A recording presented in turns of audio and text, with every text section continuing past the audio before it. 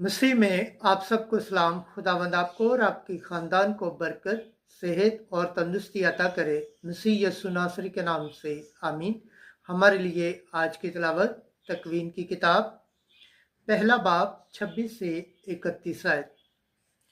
खुदा ने जो कुछ खलक किया था उसे देखा और वाकई वो बहुत अच्छा था।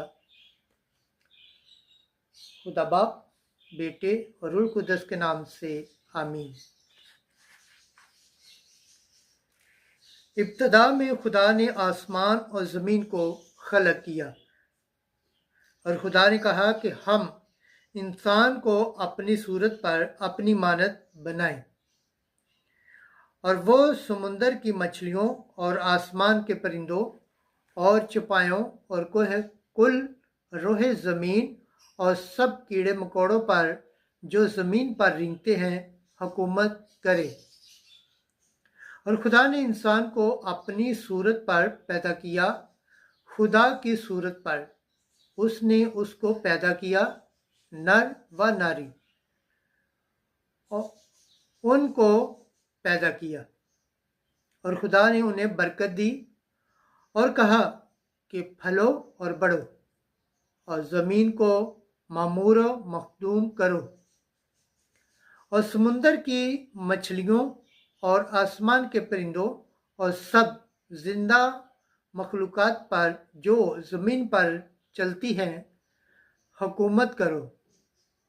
और खुदा ने कहा, देखो मैं हर एक बीजदार नबातात जो ज़मीन पर है और सारे दरख्त जिनमें उनकी अपनी किस्म का बीज है तुम्हें देता हूँ,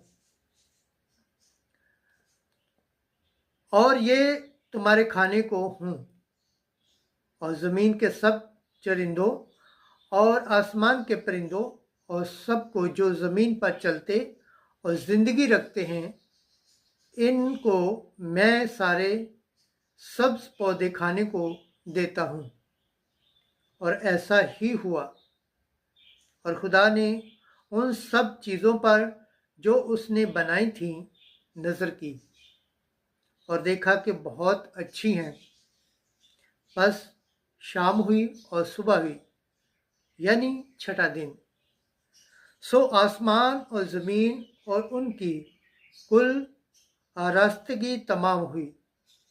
और खुदा सातवें दिन अपने काम से जो कर चुका फारिग हुआ।